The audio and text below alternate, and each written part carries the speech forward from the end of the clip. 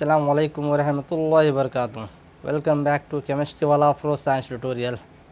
प्यारे बच्चों, इससे पहले के वीडियो लेक्चर में हमने पीरियोडिक क्लासिफिकेशन ऑफ एलिमेंट्स के बारे में देखा। उसमें हमने देखा कि एलिमेंट्स को किस तरह से क्लासीफाई किया गया है। उसमें हमने सबसे पहले डुबेराइनर के बारे में देखा, फिर हमने न्यूलैंड्स लॉ के बारे में देखा। दोनों ही अपने एलिमेंट्स को क्लासीफाई करने में नाकाम रहे और इसीलिए मेंडेलीव ने एलिमेंट्स को क्लासीफाई करने की कोशिश किया। तो उसी के बारे में आज का हमारा वीडियो लेक्चर है और हम देखेंगे कि किस तरह मेंडेलीव ने एलिमेंट्स को क्लासीफाई करने की कोशिश किया। तो चलिए स्टार्ट करते हैं।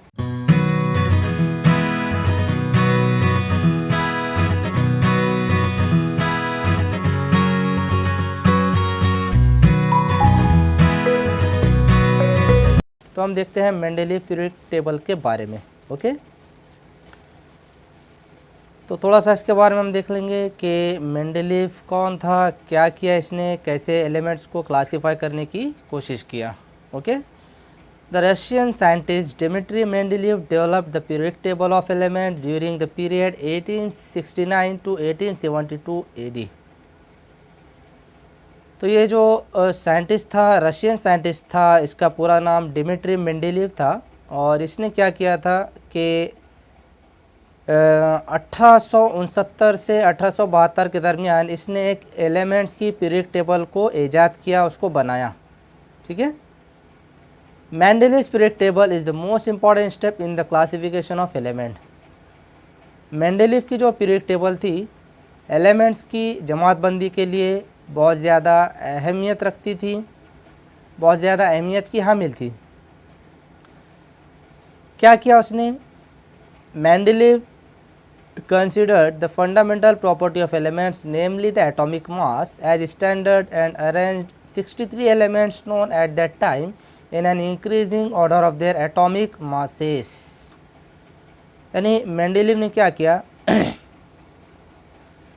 एलिमेंट्स को क्लासीफाई करने के लिए एलिमेंट्स की एक फंडामेंटल प्रॉपर्टी को उसने चूज़ किया जिसका नाम एटॉमिक मास यानी जौहरी कमियत जिसे कहा जाता है। इसको इसने कंसिडर करते हुए उस वक्त के जो 63 एलिमेंट उस वक्त मौजूद थे, दरियाफ्त हो चुके थे, उन 63 एलिमेंट्स को उसने उनके बढ़ते हुए एटॉमिक मास के लिहाज से रख कर 63 एलिमेंट्स को उसने क्लासीफाई किया। ठीक है, then he transform this into periodic table of the element in accordance with the physical and chemical properties of this elements. और फिर इस तरह से उसने क्या किया कि इन एलिमेंट्स को उसने एक पीरियोडिक टेबल में तब्दील कर दिया उनके एलिमेंट्स के फिज़िकल और केमिकल प्रॉपर्टीज़ के लिहाज से। ठीक है, तो इस तरह से इससे आपको पता चल गया होगा कि जिस तरह से न्यूलैंड ने भी एलिमेंट्स को क्लासीफाई करने के लिए एटॉमिक मास को बुनियाद बनाया था, वैसे ही मेंडेलीव ने भी क्या किया, एलिमेंट्स को क्लासीफाई करने के लिए एटॉमिक मास को बुनियाद बनाया और एलिमेंट्स को उनके बढ़ते हुए एटॉमिक मास के लिहाज से रखकर मेंडेलीव ने भी 63 एलिमेंट्स को क्लासीफाई करने की कोशिश किया। ठीक है, और इस तरह से उसने 63 एलिमेंट्स की पीरियोडिक टेबल तैयार की जिसे मेंडेलीव पीरियोडिक टेबल कहा जाता है। चलिए बढ़ते हैं आगे। जैसे कि Mendeleev organized the periodic table on the basis of the chemical and physical properties of the elements. Mendeleev ने क्या किया कि इसने जो पीरियोडिक टेबल तैयार किया, यानी मेंडेलीव ने एलिमेंट्स के फिजिकल और केमिकल प्रॉपर्टीज़ की बिना पर पीरियोडिक टेबल को ईजाद किया या पीरियोडिक टेबल को तरतीब दिया। These were the molecular formula of hydrides and oxides of the elements, melting point, boiling point and densities of the elements and their hydrides and oxides. तो इस तरह से मेंडेलीव ने जो एलिमेंट्स के फिज़िकल और केमिकल प्रॉपर्टीज़ की बिना पर जो टेबल बनाया, तरतीब दिया, उसने कौन से फिज़िकल प्रॉपर्टीज़ और कौन से केमिकल प्रॉपर्टीज़ को मद्देनज़र रखते हुए एलिमेंट्स को क्लासीफाई किया। तो वो प्रॉपर्टीज़ थी एलिमेंट्स के, जैसे कि उसने क्या किया, उस वक्त हाइड्रोजन और ऑक्सीजन के जो कंपाउंड्स होते हैं उन कंपाउंड्स को लेकर उसने स्टडी किया, उनका मुताला किया और उनके फिज़िकल प्रॉपर्टीज़ और उनके केमिकल प्रॉपर्टीज़ के बारे में जानने की कोशिश किया। तो वो प्रॉपर्टीज़ कौन से थे, जैसे कि उसने एलिमेंट्स के हाइड्राइड्स और ऑक्साइड्स को लिया और उनके प्रॉपर्टीज़ का मुताला किया, जैसे कि मेल्टिंग पॉइंट, नुक़्ते पिघलाव, बॉइलिंग पॉइंट यानी कि नुक़्ते उबाल, और इस तरह से डेंसिटीज़ यानी कसाफत के बारे में स्टडी किया। ठीक है, फिर क्या किया कि Mendeleev found that the element with similar physical and chemical properties repeat after a definite interval, यानी फिर इस तरह से मेंडलीव को मालूम हुआ कि एलिमेंट्स की जो फिज़िकल और केमिकल प्रॉपर्टीज़ होती हैं एक मखसूस वक्फे के बाद दोहराई जाती हैं, रिपीट होती हैं। यानी इस तरह से उसने 63 एलिमेंट्स को जब रखा उनके बढ़ते हुए एटॉमिक मास के लिहाज से, तो मेंडलीव को मालूम हुआ कि एक मखसूस वक्फे के बाद एलिमेंट्स के जो फिज़िकल और केमिकल प्रॉपर्टीज़ होते हैं वो रिपीट होते हैं, दोहराए जाते हैं। ठीक है, on the basis of this finding Mendeleev stated the following periodic law, और इसी बिना पर मेंडलीव ने अपना जो कुलिया है, अपना जो लॉ है वो पेश किया, जिसे मेंडलीव पीरियडिक लॉ कहा जाता है, मेंडलीव का दौरी कुलिया कहा जाता है। और इसका स्टेटमेंट क्या है, इसका स्टेटमेंट इस तरह से है, properties of elements are periodic functions of their atomic masses, यानी कि अनासिर की जो प्रॉपर्टीज़ होती हैं, फिज़िकल और केमिकल प्रॉपर्टीज़ होते हैं, वो उनके जौहरी कमियत के यानी एटॉमिक मासेस के पीरियडिक फंक्शन होते हैं, यानी दौरी तफौल होते हैं। यानी इस स्टेटमेंट का मतलब क्या है कि जैसी एलिमेंट को उनके बढ़ते हुए एटॉमिक मास के लिहाज से रखा जाता है, तो एक मखसूस वक्फे के बाद दौर तब्दील होने के साथ एलिमेंट्स की प्रॉपर्टीज़ दोहराई जाती हैं, रिपीट होती हैं। ये इस जुमले का, इस बयान का मतलब है। ठीक है, तो हम देखेंगे कि किस तरह से मेंडलीव की पीरियड टेबल थी। जैसे कि आपको मालूम है टेबल के अंदर कॉलम्स और ग्रुप्स होते हैं, तो बिल्कुल उसी तरह यहाँ पर the vertical column in the Mendeleev period table are called groups. Mendeleev की पीरियड टेबल में जो वर्टिकल कॉलम होते हैं, ठीक है, उमूदी सुतून, उन्हें ग्रुप्स कहा गया। While the horizontal rows are called period, जबकि जो हॉरिजॉन्टल रोज होते हैं यानी कि जो उफ़क़ी ख़तारें होती हैं उन्हें पीरियड्स कहा गया, जैसे कि आप टेबल में देख सकते हैं। तो यहाँ पर हम टेबल के बारे में थोड़ा सा देखेंगे। तो जैसे कि आप टेबल में देख सकते हैं, मेंडलीव की पीरियड टेबल में ग्रुप 1 से लेकर ग्रुप 8 तक जो वर्टिकल कॉलम्स है, ग्रुप्स आपको नज़र आ रहे हैं, और हॉरिजॉन्टल लाइंस यानी कि पीरियड्स नज़र आ रहे हैं। तो इसमें हम देखेंगे ग्रुप फर्स्ट में जो एलिमेंट्स है उनके ऑक्साइड्स के बारे में। तो ग्रुप फर्स्ट के जितने भी एलिमेंट्स होते हैं वो R2O टाइप के ऑक्साइड तैयार करते हैं, जहाँ पर R ये एलिमेंट को यानी उनसर को जाहिर करता है। तो जैसे कुछ एग्जांपल ले लेंगे हम, फॉर एग्जांपल H2O, ठीक है, hydrogen oxide, Li2O lithium oxide, Na2O sodium oxide, इस तरह के ये ऑक्साइड तैयार करते हैं। ग्रुप सेकंड की अगर हम बात करेंगे तो ग्रुप सेकंड के जितने भी एलिमेंट्स होते हैं वो RO टाइप के ऑक्साइड तैयार करते हैं। ठीक है, तो जैसे कि for example BeO barium oxide, MgO magnesium oxide, CaO calcium oxide, इस तरह से। ठीक है, ग्रुप थर्ड की बात करेंगे हम, ग्रुप थर्ड के एलिमेंट R2O3 टाइप के ऑक्साइड तैयार करते हैं, जैसे कि फॉर एग्जांपल B2O3, ठीक है, boron oxide, Al2O3 aluminium oxide वगैरह, इस तरह के ऑक्साइड बनाते हैं। ग्रुप फोर्थ की बात करेंगे हम, तो ग्रुप फोर्थ के एलिमेंट ये हाइड्राइड भी बनाते हैं और ऑक्साइड भी बनाते हैं। तो हाइड्राइड जो होते हैं वो RH4 टाइप के होते हैं और ऑक्साइड RO2 टाइप के। हाइड्राइड की बात करेंगे हम तो कार्बन ये CH4 बनाता है, ठीक है, सिलिकॉन SiH4 बनाएगा, इस तरह से। और ऑक्साइड की बात करेंगे RO2 के लिहाज से, तो जैसे कि CO2 carbon dioxide, SiO2 silicon dioxide वगैरह, इस तरह से। ग्रुप फिफ्थ की बात करेंगे हम, ग्रुप फिफ्थ के जितने भी एलिमेंट्स होते हैं वो हाइड्राइड भी बनाते हैं और ऑक्साइड भी, जैसे कि हाइड्राइड RH3 और ऑक्साइड R2O5 ये बनाएंगे। एग्जांपल लेते हैं हाइड्राइड की, RH3 के लिहाज से NH3, PH3, इस तरह से। और ऑक्साइड की बात करेंगे R2O5 के लिहाज से तो N2O5 dinitrogen pentoxide, P2O5 डाइफॉस्फोरस pentoxide, इस तरह के ऑक्साइड बनाएंगे। ग्रुप 6 की बात करेंगे हम तो ये हाइड्राइड RH2 और ऑक्साइड RO3 बनाते हैं। हाइड्राइड की बात करेंगे हम तो OH2, ठीक है, इस तरह से SH2, ठीक है, इस तरह से ये बनाएंगे। और ऑक्साइड की बात करेंगे RO3 के हिसाब से तो जैसे कि SO3, CrO3 वगैरह इस तरह के ऑक्साइड बनाएंगे। ग्रुप 7 की बात करते हैं तो ग्रुप 7 के एलिमेंट्स हाइड्राइड और ऑक्साइड दोनों बनाते हैं। हाइड्राइड RH टाइप और ऑक्साइड R2O7 टाइप के बनाते हैं। हाइड्राइड की बात करेंगे, जैसे कि एग्जांपल लेंगे हम HF या FH, ClH, MnH इस तरह से।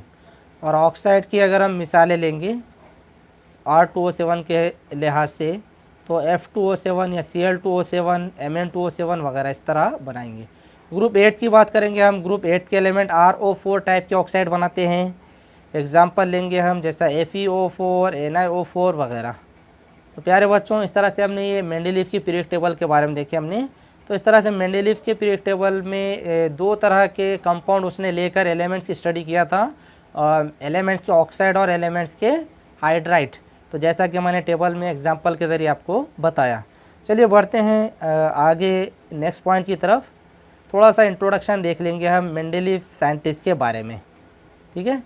वैसे तो एग्ज़ाम के लिहाज से ये इम्पोर्टेंट नहीं होता है, फिर भी हम इसको थोड़ा सा नॉलेज के तौर पर अगर देखेंगे तो हमको मालूमात होना ज़रूरी है। तो देखते हैं, Dmitry Mendeleev 1834 to 1907 was a professor in the St. Petersburg University। तो डिमिट्री मेंडलीव ये 1834 में पैदा हुआ, 1907 में इसकी डेथ हुई। और ये सेंट पीटर्सबर्ग यूनिवर्सिटी के अंदर एक प्रोफेसर था। He made separate card for every non element showing its atomic mass. उसने क्या किया, उस वक्त में जो एलिमेंट 63 उसके पास मौजूद थे, उन 63 नॉन एलिमेंट्स को उसने सेपरेट कार्ड पे उनको सबको लिखा और उनके ऊपर उनके एटॉमिक मासेस को भी लिखा, ठीक है। यानी हर एक एलिमेंट्स के उसने सेपरेट कार्ड बनाया, उनके ऊपर उनके एटॉमिक मास को उसने लिखा। He arrange the card in accordance with the atomic masses and properties of the elements which result in the inventions of the periodic table of elements। यानी इसने इनको उसने उनके एटॉमिक मासेस और प्रॉपर्टीज़ के लिहाज से इस तरह से रखा कि उसकी वजह से क्या हुआ कि मेंडलीव की पीरियड टेबल वजूद में आई, ठीक है। तो ये थोड़ा सा हमने इंट्रोडक्शन देखे मेंडलीव के बारे में। चलिए अब हम बात करते हैं, अब हमने तो देख लिए कि मेंडलीव ने किस तरह से मतलब एलिमेंट्स को क्लासीफाई करने की कोशिश किया और आपके समझ में भी आया होगा कि किस तरह से 63 एलिमेंट्स को उसने क्लासीफाई किया। चलिए अब बात करते हैं कुछ उसके खूबियों की और ख़ामियों की, है ना। तो सबसे पहले हम खूबियों की बात करते हैं, यानी कि उसके मेरिट्स के बारे में। Merits of Mendeleev periodic table, यानी मेंडलीव के दौरी जदवल की खूबियाँ या अच्छाइयाँ क्या है। Science is progressive. There is a freedom in science to revise the old inference by using more advanced means and methods of doing experiments। जैसे कि हमको मालूम है साइंस तरक्की पजीर है और साइंस में हमको आज़ादी होती है कि हम जो पिछले तजुर्बात किए हुए होते हैं या जो पिछली मालूमात हमारे पास ज़ख़ीरा की हुई होती हैं उनमें मज़ीद हम इजाफ़ा करके उनमें और मतलब प्रैक्टिकल वगैरह एक्सपेरिमेंट वगैरह करके उसको मज़ीद आगे हम बढ़ा सकते हैं। These characteristics of science are clearly seen in the Mendeleev's periodic table। इस तरह की जो ख़ुसूसियात होती हैं साइंस की वो मेंडलीव की पीरियड टेबल में हमको साफ़ तौर पर या वाज़े तौर पर दिखाई देती है, नज़र आती हैं। While applying the law that the properties of the elements are periodic functions of their atomic masses to all the known elements, Mendeleev arranged the elements with a thought that the information available till then was not final but it could be changed। उनासिर की तबई और कीमियाई ख़ुसूसियात उनके जौहरी कमियत के दौरी तफ़ाउल होते हैं, इस कुलिये का इतलाक़ करते वक्त या इसको अप्लाई करते वक्त मेंडलीव ने क्या किया कि उस वक्त के एलिमेंट्स को उसने अरेंज किया, तरतीब दिया और उसका ख़याल ये था कि उस वक्त तक जो भी मालूमात उसके पास ज़ख़ीरा थी या मौजूद थी वो मुकम्मल नहीं थी बल्कि उसको और भी तब्दील किया जा सकता था, ठीक है। As a result of this Mendeleev's period table demonstrate the following merits. और इस तरह से इस के नतीजे में वहाँ पर जो भी उसकी खूबियाँ थी, जो भी मेरिट्स थे, उसने उनको एक्सप्लेन किया, उसको बयान किया। तो हम देखेंगे वन बाय वन उसकी खूबियाँ क्या हैं। तो चलिए पहला नंबर 1 हम देखते हैं। Atomic masses of some elements were revised so as to give them proper place in the periodic table in accordance with their properties. For example, the previously determined atomic mass of beryllium 14.09 was changed to the correct value 9.4 and beryllium was placed before boron. तो कुछ elements के जो atomic masses थे, जोहरी कमियाँ थी, उनको revise किया गया, उनमें कुछ तरमीम की गई उनके खसूसियात के लिहाज से, ताकि उन्हें पीरियड टेबल में एक प्रॉपर जगह या मुनासिब जगह दी जा सके। जैसे कि फॉर एग्ज़ाम्पल बेरिलियम की अगर हम बात करेंगे तो पहले बेरिलियम का जो एटॉमिक मास 14.09 ये माना गया था, लेकिन बाद में उसकी तरमीम की गई और उसका जो करेक्ट वैल्यू 9.4 ये उसका एटॉमिक मास दिया गया। और उसी तरह बेरिलियम को बोरॉन से पहले रखा गया। दूसरी मेरिट्स के बारे में हम देखेंगे। Mendeleev kept vacant places in the periodic table for element not discovered till then. Mendeleev ने क्या किया था कि अपनी पीरियड टेबल के अंदर कुछ जगह खाली छोड़ दिया था ऐसे एलिमेंट्स के लिए जो अभी तक दरियाफ्त नहीं हुए थे। 3 of these unknown elements were given the name Eka boron, Eka aluminum and Eka silicon from the known neighbors, and their atomic masses were indicated as 44, 68 and 72 respectively. और उसने जो 3 एलिमेंट जो अननोन 3 एलिमेंट्स थे जिनके बारे में उसने पेशन गोई किया था उनके उसने नाम दिया था एका बोरॉन, एका एल्यूमिनियम और एका सिलिकॉन, और साथ ही उनके जो एटॉमिक मासेस थे उनके एटॉमिक मासेस के बारे में बताया था। यानी एका बोरॉन का 44, एका एल्यूमिनियम का 68 और एका सिलिकॉन का 72 ये एटॉमिक मासेस उसने प्रेडिक्ट किया था, उनके बारे में बताया था। ठीक है। Not only this but their properties were also predicted. यानी ना सिर्फ इनके एटॉमिक मासेस बल्कि उनकी प्रॉपर्टीज़ के बारे में भी उसने पेशन गोई किया था, उनके बारे में बताया था। Later on these elements were discovered and named as scandium, gallium and germanium respectively. बाद में वही प्रॉपर्टीज़ के एलिमेंट उसे दरियाफ्त हुए जिनके बारे में उसने पेशन गोई किया था। ठीक है। और उनके उसने नाम दिया स्कैनेडियम, एका बोरॉन का नाम स्कैनेडियम दिया गया, एका एल्यूमिनियम का नाम गैलियम दिया गया और एका सिलिकॉन का नाम जर्मेनियम दिया गया। इस तरह से उसने एलिमेंट्स की पेशन गोई किया। The properties of this element matched well with those predicted by Mendeleev. और ये जो एलिमेंट उसको बाद में दरियाफ्त हुए थे स्कैनेडियम, गैलियम और जर्मेनियम, इनकी प्रॉपर्टीज़ बिल्कुल मेंडेलीव के उन एलिमेंट्स के साथ मैच होती थी जिनके बारे में उसने पेशन गोई किया था। Due to this success, all were convinced about the importance of Mendeleev's periodic table, and this method of classification of elements was accepted immediately. इन इस कामयाबी पर मेंडेलीव की पीरियड टेबल की अहमियत के बारे में तमाम उस वक्त के साइंसदान वो राज़ी हो गए, और इस तरह से एलिमेंट्स का ये जो क्लासिफिकेशन का जो तरीक़ा था इसे इमीडिएटली मान लिया गया, इसे कबूल कर लिया गया। तो यहाँ पर हम टेबल के बारे में देखेंगे। जैसा कि उसने जो प्रेडिक्शन किया था एलिमेंट के बारे में पेशन गोई किया था, तो एक एग्जांपल लेंगे हम एका एल्यूमिनियम की। जैसे टेबल में आप देख सकते हैं प्रॉपर्टीज़ ली गई है, atomic mass, density, melting point, formula of chloride, formula of oxide, nature of oxide. और उसने जो प्रेडिक्शन किया था एका एल्यूमिनियम को लिया, और बाद में जो एलिमेंट डिस्कवर्ड हुआ गैलियम उसको लिया।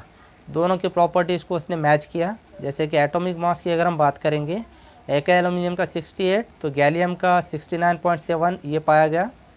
डेंसिटी यानी कसाफत की बात करेंगे तो उसने एका एल्यूमिनियम की डेंसिटी 5.9 बताया था, जो बाद में गैलियम की पाई गई 5.94।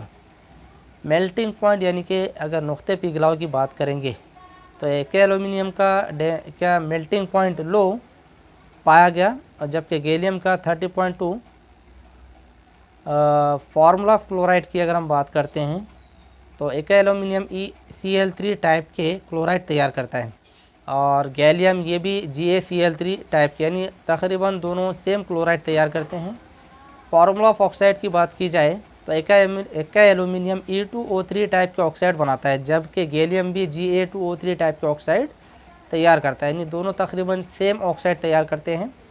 नेचर ऑफ ऑक्साइड की बात की जाए तो एका एल्यूमिनियम एम्फोटेरिक ऑक्साइड होता है, यानी दो रुखा ऑक्साइड होता है, और गैलियम ये भी एम्फोटेरिक ऑक्साइड यानी कि दो रुखा ऑक्साइड होता है। तो इस तरह इस टेबल से हमारे ये समझ में आता है कि जो प्रेडिक्शन किए हुए एलिमेंट थे और जो बाद में एलिमेंट डिस्कवर्ड हुए, दरियाफ्त हुए, उनकी प्रॉपर्टीज़ तकरीबन एक जैसी पाई गई। इस तरह से हमने ये यहाँ पर एग्जांपल के ज़रिए देखा। उसी तरह हम थर्ड मेरिट्स की अगर बात करते हैं, there was no place reserve for noble gases in Mendeleev's original period table, यानी मेंडलीव की पीरियड टेबल में जो नोबल गैसेस थे उनके लिए कोई जगह नहीं रखी गई, उनके लिए कोई जगह रिजर्व नहीं थी। But however, when noble gas such as helium, neon and argon were discovered towards the end of the 19th century, Mendeleev created the zero group without disturbing the original periodic table in which the noble gases were fitted very well। ठीक है, यानी जब noble gases की दरियाफ्त हुई, जैसे कि helium, neon, argon वगैरह ये एलिमेंट दरियाफ्त हुए 19वीं सदी के आखिर में, तो मेंडलीव ने क्या किया कि एक ज़ीरो ग्रुप तैयार किया बग़ैर दूसरे एलिमेंट को डिस्टर्ब किए, कि उसने ज़ीरो ग्रुप में इन एलिमेंट्स को रखा, और इस तरह से एलिमेंट वहाँ पर बिल्कुल सही तरह से, बिल्कुल सही तरीके से वहाँ पर फिट बैठ गए, यानी बग़ैर दूसरे एलिमेंट को डिस्टर्ब किए। कि इसने बाद में जो नोबल गैसेस डिस्कवर्ड हुए, दरियाफ्त हुए थे 19th सेंचुरी के एंड में, उन नोबल गैसेस को उसने ज़ीरो ग्रुप के एलिमेंट में रखा बग़ैर एलिमेंट को डिस्टर्ब किए गए। तो इस तरह से ये थी मेरिट्स मेंडलीव्स के पीरियड टेबल के खूबियों के बारे में हमने देखा।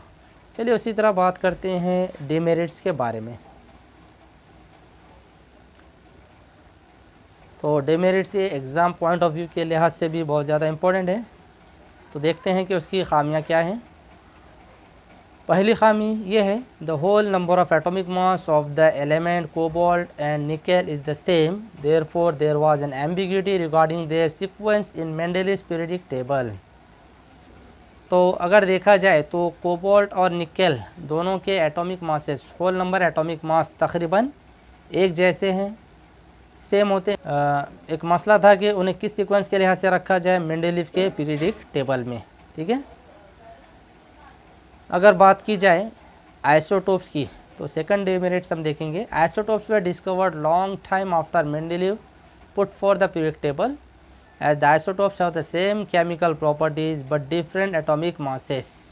A challenge was posed in placing them in Mendel's periodic table.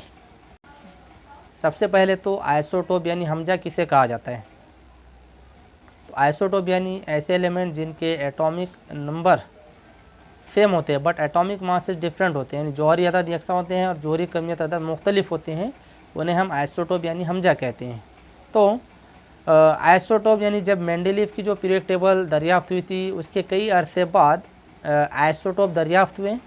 ठीक है, और जैसे कि हमको मालूम है, जैसे मैंने अभी बताया कि आइसोटोप्स इनके एटॉमिक नंबर सेम होते हैं, एटॉमिक मास डिफरेंट होते हैं, और इनके केमिकल प्रॉपर्टीज़ सेम होते हैं, यानी कि एटॉमिक मास डिफरेंट होते हैं, केमिकल प्रॉपर्टीज़ सेम होते हैं, उनको हम आइसोटोप्स कहते हैं। तो अब देखा जाए तो एटॉमिक मास डिफरेंट होते हैं आइसोटोप के, तो इस बिना पर उन्हें सेपरेट रखा जाना चाहिए, लेकिन इनके केमिकल प्रॉपर्टीज सेम होते हैं, इस बिना पर उन्हें एक ही जगह पर रखा जाना चाहिए। तो एक ऐसा बहुत बड़ा ये मसला था कि आइसोटोप्स को पीरियडिक टेबल में किस तरह से रखा जाए। ठीक है, तीसरी हम डिमेरिट देखेंगे। When elements are arranged in an increasing order of atomic masses, the rise in atomic mass does not appear to be uniform. It was not possible therefore to predict how many elements could be discovered between two heavy elements. यानी जब elements को उनके बढ़ते हुए atomic mass के लिहाज से तरतीब दिया गया तो एटॉमिक मास में जो इजाफा होना चाहिए था वो एक जैसा नहीं था, यानी यूनिफॉर्म नहीं था, ऐसा चढ़ती तरतीब में नहीं था। ठीक है, तो इसीलिए यहाँ पर ये मुमकिन नहीं था कि किस तरह से दो हेवी एलिमेंट्स के दरमियान कितने एलिमेंट्स हमको मिल सकते हैं, इसकी पेशनगोई करना ये बहुत ज़्यादा इम्पॉसिबल था, बहुत ज़्यादा नामुमकिन था। तो ये तो हो गए तीन डेमेरिट्स हमने देखे। चौथी डेमेरिट्स के बारे में हम देखेंगे। चौथी खामी ये है पोजीशन ऑफ हाइड्रोजन, यानी हाइड्रोजन की मुकाम के बारे में हम देखेंगे।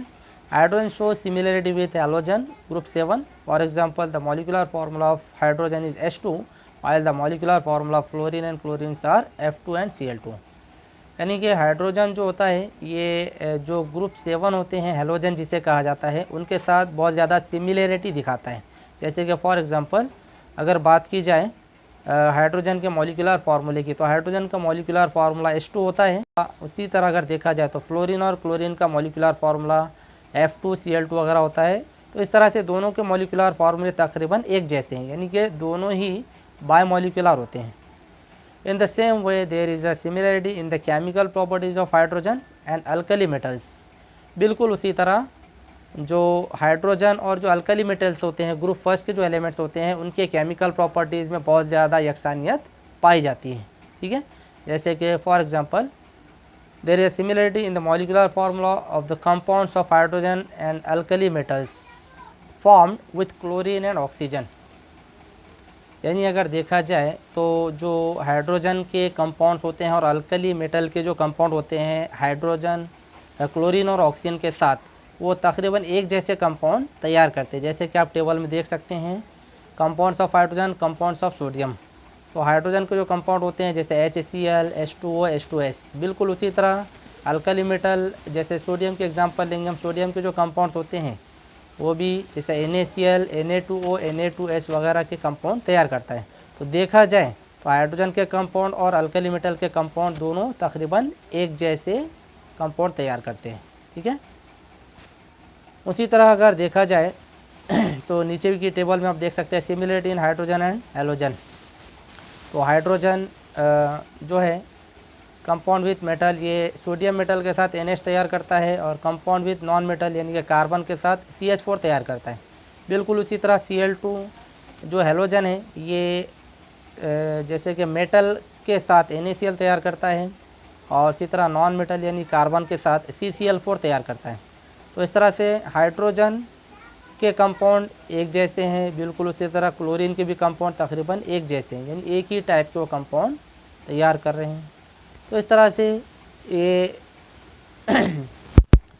सिमिलरिटी हाइड्रोजन की, यानी कि हाइड्रोजन की इस तरह से जो सिमिलरिटी थी वो ग्रुप 7 के एलिमेंट के साथ as well as group first के जो अल्कली मेटल्स है उनके साथ बिल्कुल एक जैसी सिमिलरिटी तैयार दिखाता था या जाहिर करता था। इसी वजह से मेंडलीव के पीरियड टेबल में हाइड्रोजन को भी कोई ख़ास जगह नहीं दी जा सकी, कोई प्रॉपर प्लेस नहीं दिया जा सका। ठीक है, on considering the above properties can not be decided whether correct position of hydrogen is in the group of alkali metals और in the group of halogen.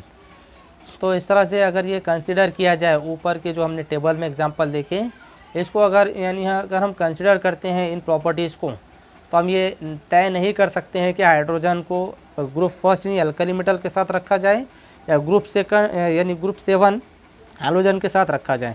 तो ये भी एक बहुत बड़ा मसला था, हाइड्रोजन को कोई ख़ास जगह नहीं दी जा सकी। इस तरह से हमने ये ड्रॉबैक्स के बारे में देखे, मेंडलीव के डीमेरिट्स के बारे में देखे। तो उम्मीद करता हूँ आप सभी को समझ में आ गया होगा मेंडलीव पीरियड टेबल, मेरिट्स और डीमेरिट्स के बारे में। तो मिलते हैं इसी तरह के अगले हमारे नेक्स्ट वीडियो लेक्चर में। आगे हम देखेंगे कि मॉडर्न पीरियड टेबल किस तरह से वजूद में आया। तो मिलते हैं अगले नए वीडियो के साथ, तब तक के लिए खुदा हाफिज़।